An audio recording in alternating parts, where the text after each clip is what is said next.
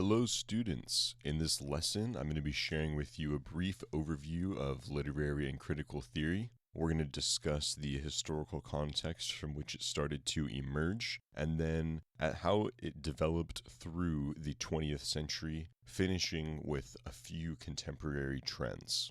Here are the topics that I plan to address in this lecture. And feel free to use the bookmarks and chapters in the description below to navigate to a specific section if you would like. Before we dive into these different ideas and theories, let's begin by discussing what literary theory is. Theory is taking a step back from doing an analysis of literature or a close reading, and instead thinking about the methodology of how the analysis should be done. Literary theorists ask questions like, how is the meaning of a text decided? And what is a text? Another way to look at it is that literary theory is the conversation around what literature has what value. Our modern understanding of literary theory is really barely more than 100 years old, although novels that we consider to be early forms of the modern novel began to emerge in perhaps the early 1700s, depending on who you do consider. It took a little bit of time for literary theory to catch up to these developments, and as the institution grew and people took it more seriously.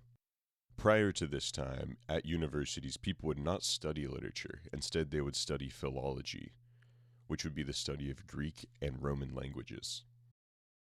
Although there is a huge breadth of thinkers who contributed to the development of literary theory, these four names, Nietzsche, Ferdinand de Saussure, Hegel, and Karl Marx, really stand above with how their theories and ideas contributed to change pretty much everything over the course of the late 19th and throughout the 20th centuries, even through to today. A lot of what these four thinkers said lays the groundwork for the literary theory that emerges throughout the 1900s. So, with our brief history lesson out of the way, let's go ahead and begin with our first theory, formalism.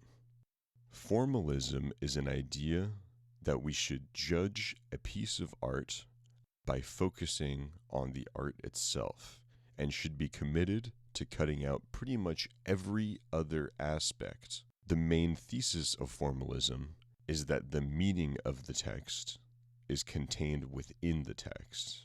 Although this is a rather simple idea, it can already challenge a lot of the conceptions that we hold about how to judge an artwork.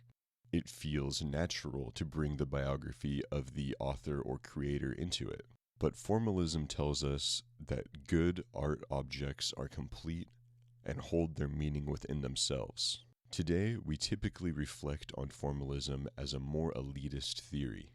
This is because their art for art's sake argument does allow one to completely ignore social and political issues. However, formalism's deliberate ignoring of the author's intention when deciding the meaning of a text is something that many of the other literary theories we're going to look at take forward. Moving to a second theory now, one that was a little bit of a response to formalism, is reader response theory. Reader response theory has quite a bit of variety within the field, but overall, the central concept is that the text does not contain the elements of its own meaning, but instead, the meaning of a text is assigned to it by readers. Hence the name reader response. The meaning comes from the reader's response. You can see one of the key quotes here: the literary work itself is merely schemata or a roadmap, which then the reader puts together to determine. This is nearly an inversion of formalism, where instead of the art piece containing all of its essential elements, here, it may not contain its most essential element, its meaning. Depending on the different reader response theorists about who and how individual meanings were for a text. For example, Iser held a little bit more of an individualist perspective, whereas Stanley Fish held that meanings were determined by a community of readers who had expertise in that field. Reader response theory is particularly interested when contrasted with formalism, because formalism encourages us to nearly completely ignore the humans involved with creating art, whereas reader response theory really places that human reaction from the audience into focus. Moving from these first two topics that are a bit easier to wrap your head around, we arrive at the difficult topic of structuralism. Structuralism is a philosophical idea that emerged from the linguistic ideas of Ferdinand de Saussure, who asserted that there's no inherent connection between an icon, for example, a word or an image, and the thing that that word or image refers to. This discovery created the new field known as semiology that studies images. In time, in culture, everyone was reeling from the impacts of World War I and II. Dadaists had destroyed art in a post-World War II world. People were considering how to pick up the pieces and find meaning from things again. Structuralism was one manner by which people did this. Structuralism challenges the belief that a work of literature reflects a given reality. From a structuralist perspective, everything is defined by the relationship it has to the broader structure that it is a part of. Structuralist analysis focuses on relationships of contrast between elements, especially in a binary relationship. Overall, I understand that both of those are rather abstract points, but structuralism is the beginning of recognizing the artificiality of society and cultural values. One of the most important structuralist concepts comes from theorist Roland Barthes, who wrote about the, quote, death of the author, quote, very similar to the intentional fallacy of the formalists. The death of the author concept. The death of the author concept suggests that even the author of a text is not really particularly important, as a text emerges from a social structure and convention, not from an author. What's additionally fascinating about structuralist analysis is that they don't typically care too much about the actual content of a narrative as well. Everything is to be abstracted from its context and instead looked at through its more, quote, true context of its structural relationships. Another influential structuralist thinker is Claude Lévi-Strauss, who wrote fascinating explication of popular culture called Mythology, which I would really recommend taking a look at. For a lot of thinkers, structuralism kind of broke this door down. All of a sudden, things didn't seem so connected with their inherent natures, their destiny or God-given fates. And a lot of this understanding has to do with this term hermeneutics. Hermeneutics can be defined as on interpretation or of interpretation, and it has a long history related to biblical analysis or the philology. That's kind of the pre-literary theory, so to speak. As more philosophers, thinkers, and critics grappled with the conclusions of structuralism, they began to more and more identify a new sort of analytic methodology. This methodology, which I'm going to henceforth refer to as hermeneutics, fundamentally contests the idea of meaning and authority within a text. To summarize, the hermeneutic method allows a critic to claim that the meaning of a text is not what the text explicitly says, grappling with the denotated versus connotated meanings. This mythology is carried through the next 5 theories that I'm going to discuss, applied to different particular areas of interest and study. The first in this vein of more engaged political criticism, galvanized by the conclusions of structuralism and working with this new hermeneutic method, is Marxist criticism. Marxist criticism emerges from the thought of Karl Marx, published the Communist Manifesto, and whose thoughts are utterly escapable from the late 19th century through to today. Marxist criticism is concerned with making a class-based analysis and claims on a text, that the text has hidden themes and assumptions built into its structure or the world that it presents, which suggests a class-divided, likely capitalist or aristocratic sort of societal structure. You can see here I have a draft thesis statement for a potential Marxist essay here discussing how The Little Mermaid actually tricks people into fetishizing the lifestyles of rich characters. Feminist criticism is in a similar vein to the Marxist criticism that we just discussed, but instead of focusing on class divisions, feminist criticism performs a gender-based analysis of the text, exposing implicit patriarchal ideologies and other norms that the critic stands against within the text. Feminist criticism in this vein really emerges from Simone de Beauvoir, and Simone de Beauvoir's concept of mysticism was one of the main drivers of this whole hermeneutic movement. Sex and gender criticism emerged just a little bit later, splitting off from feminist criticism as it sought to clarify about gender normativity, non-binary gender relations, and lesbian, gay, bisexual, transgender, or other queer gender identities.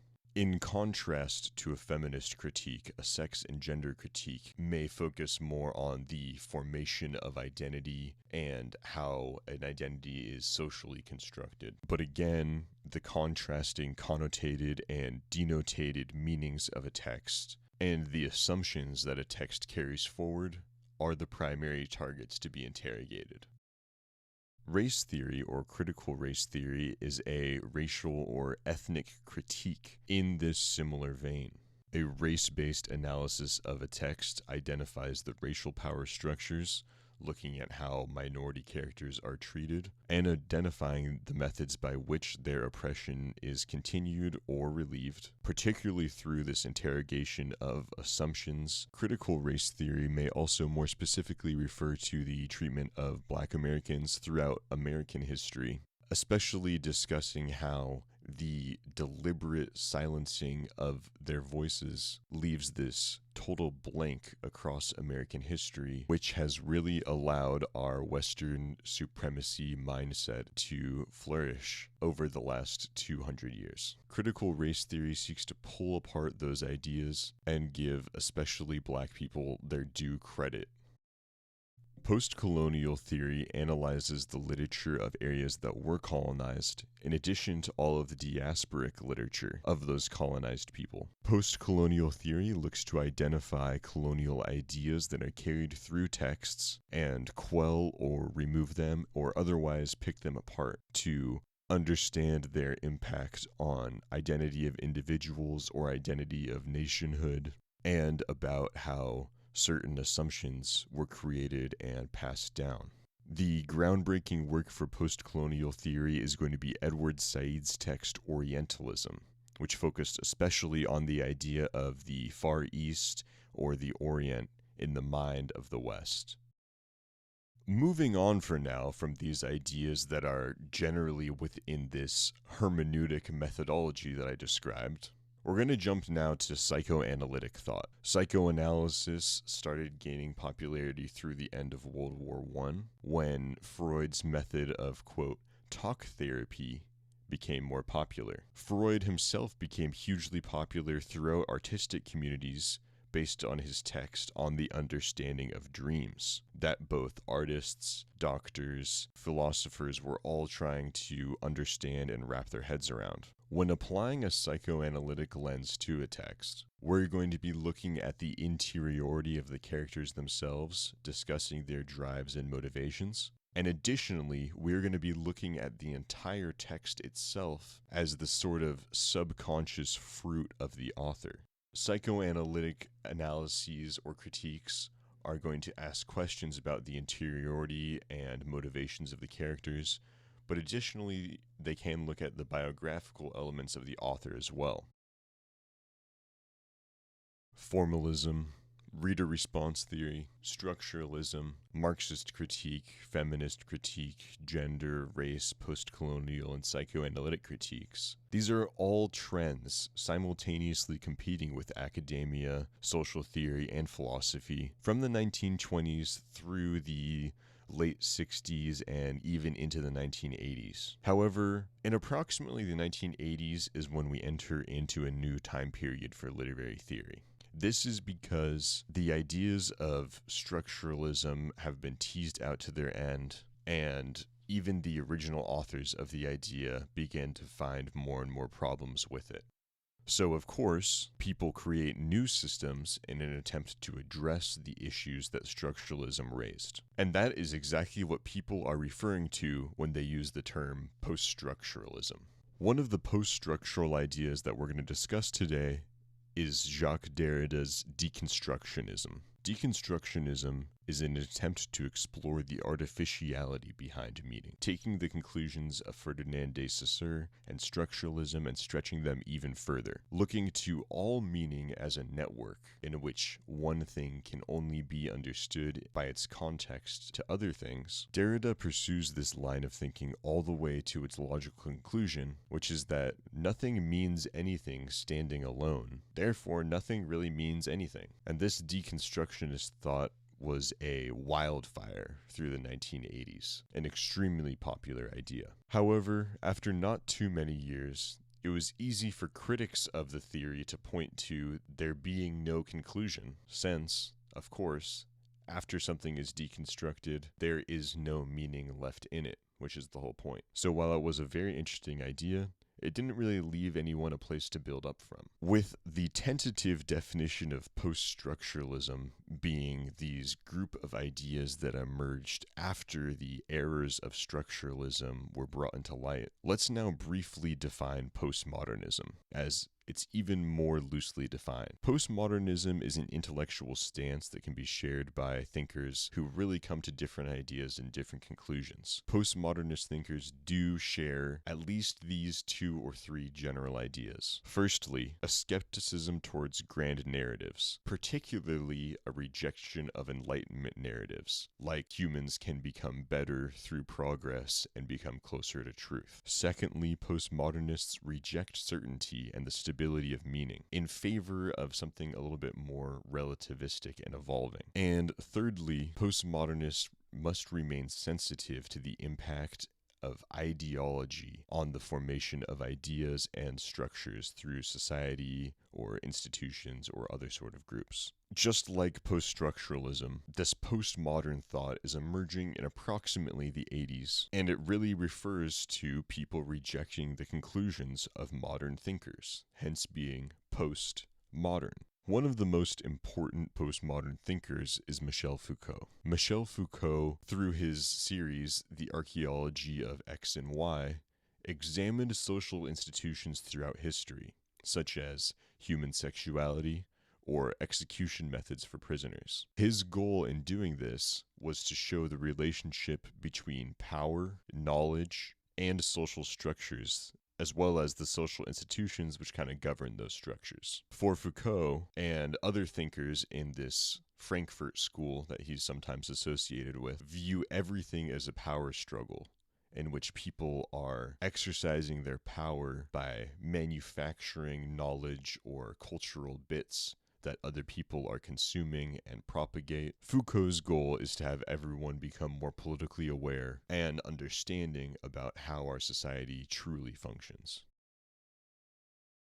Entering into the late 80s and 90s, people really began to reject the conclusion of these postmodern thinkers, because they were finding it was very difficult to build any conclusions up from this relatively relativistic, framework. So even in the 90s or slightly before, thinkers were beginning to consider a, quote, post-modernism. And we're going to conclude our lesson with a short discussion of a few contemporary trends in literary theory. Though, one thing that I would like to make very clear is that pretty much every single field that I have discussed through this lesson so far still has academics working to innovate in that area today. There has been a bit of a historical development through these ideas, but the idea that they're associated with a time period is an invention of more recent literary theorists looking back and assigning labels so we can trace an intellectual history. So with that disclaimer out of the way, let me quickly break down these 4 modern trends. New historicism, primarily led by Stephen Greenblatt, attempts to look and reflect back at popular texts with additional cultural and historical context, applying some of these